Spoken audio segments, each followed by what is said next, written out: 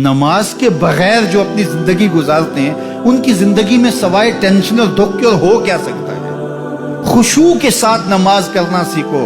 نماز پڑھنے کے بعد آپ ہلکے پھلکے پاؤ گے اپنے آپ. رقت کے ساتھ اللہ کے حضور گڑ گڑاتے ہوئے سجدے کرو, اس کا اپنا سرور پاؤ گے.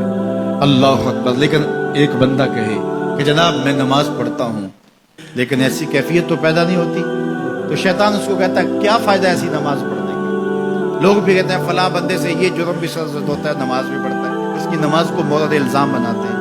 وہ بندہ بھی کہتا ہے چھوڑے, نماز نے مجھے کیا فائدہ دیا. لیکن کہا نہیں, نماز نہیں چھوڑنی. پہلے فرمایا نماز میں خشوع کرتے ہیں, یہاں فرمایا نماز کی محافظت کرتے ہیں. اگر کسی وجہ سے خشوع پیدا نہیں ہوتا چھوڑتے پھر بھی نہیں ہے. یہ اللہ کا فریضہ ہے. محدث کچھوچوی علیہ رحمہ سے ان کے ایک مرید نے کہا حضرت نماز پڑھتا ہوں لطف نہیں آتا, مزہ نہیں آتا. تو آپ نے حیرت سے کہا کہ اس کے باوجود پڑھتے تو ہو؟ کہا جی وہ تو اللہ کا حکم ہے, وہ تو پڑھتا ہوں. تو محدث کچھوچوی علیہ رحمہ جھومنے لگے, کہا واہ واہ, تم لطف کے بندے نہیں اللہ کے بندے ہو. تمہیں سرور نہیں آتا پھر بھی پڑھتے ہو, اس کا مطلب ہے تم سرور کے لیے, مزے کے لیے, لطف کے لیے نہیں پڑھتے, تم تو اللہ کے لیے پڑھتے ہو. اللہ اکبر. تو بندہ سرور نہیں بھی آ رہا پھر بھی اپنے آپ کو کھینچ کے لا رہا ہے مسجد کے اندر. خیال تنگ کر رہے ہیں پھر بھی مصلی پہ اپنے آپ کو کھڑا کر رہا ہے.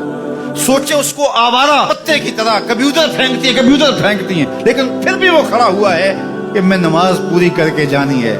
بار بار کبھی بھولتا ہے لیکن پھر دوبارہ نیت مان کے کھڑا ہو جاتا ہے, نہیں میں پوری کر کے جانی ہے. یہ کیوں کرتا ہے؟ میرے اللہ کا حکم ہے.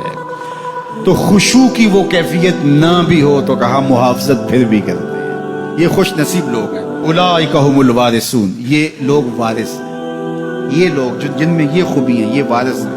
کس چیز کے وارث ہیں؟ مال کے, دولت کے, کوٹھیوں کے, کاروں کے, محلات کے. کہا الذین یرثون الفردوس, یہ جنت الفردوس کے وارث. ہم فیہا خالدون, اس جنت سے وہ کبھی الگ بھی اس میں ہمیشہ رہیں گے. چونکہ موت کو بھی موت آ چکی, اب موت بھی نہیں, اب ہمیشہ رہیں گے. اللہ تعالیٰ فرمائے گا اَرَضِیتُم, جنتیوں کیا راضی ہو؟ اہل جنت کیا تم راضی ہو؟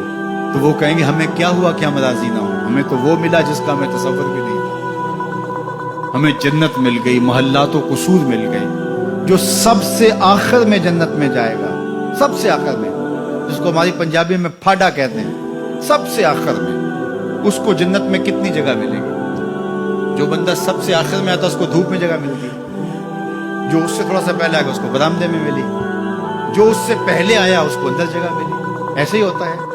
تو جو سب سے آخر میں جائے گا جنت میں تو وہ سب سے بڑا گناہگار ہوگا, اور جہنم کے رگڑے سہ سہ کے وہ جہنم سے نکلے گا سب سے آخر. بخاری شریف میں تذکرہ موجود ہے. اللہ کے حضور حاضر ہوگا اور اللہ اس بندے کو کہے گا بتا کیا چاہیے؟ وہ کہے گا مالک مجھے یہ چاہیے. اللہ فرمائے گا لکا ما تمنیت, جو تو نے آرزو کی جا سب کچھ میں نے تیری جھولی میں ڈال دیا, اب جنت میں چلا جائے. اب اس کو تو یہ ہوگا سایہ دیوار میں جگہ مل جائے تو غنیمت ہے. جنت کے کسی درخت کے نیچے جھونپڑا لگا لوں تو کافی ہے. چلو کوئی 2 مرلے کا 3 مرلے کا کٹھیا بھی مل جائے تو کافی ہے. اس کے لیے تو اتنا ہی کافی کہ جہنم سے نکل گیا. لیکن اس کو کہا جائے گا جا جنت میں چلا جا, اور تیرے لیے جنت میں دنیا سے 10 گنا جگہ ہے. دنیا سے, بخاری کی روایت, 10 گنا جگہ. یہ 7 بر اعظم پہ پھیلا ہوا جہاں, اور اس کو 10 سے ضرب دے, اتنی جگہ اس کی ہے جو سب سے آخر میں جائے گا. جب اللہ یہ فرمائے گا تو وہ کہے گا اتسخر وانت الملک, میرے رب تو مجھے رب ہو کے مذاق کر رہا ہے, مالک ہو کے مجھ سے مذاق کر رہا ہے, بادشاہ ہو کے مجھ سے مذاق کر رہا ہے. اس کو لگے گا ہی نہیں کہ مجھ کو, میں ساری زندگی پاپ کرنے والا لیکن ایمان کا چراغاں تو اندر تھا. اللہ اکبر. آج نکلے گا تو جنت میں سب سے آخر جانے والے شخص کو کتنی جگہ ملے گی؟ دنیا سے 10 گنا جگہ دنیا سے سب سے آخری شخص کو, پھاڑے شخص کو ملے گی. پھر بلال حبشی کی جاگیروں کا عالم کیا ہوگا؟ ابو بکر عمر کی جاگیروں کا عالم کیا ہوگا؟ بابا فرید گنج شکر, داتا گنج بخش علی اجویری, شیخ احمد مجدد الفسانی کی جاگیروں کا عالم کیا ہوگا؟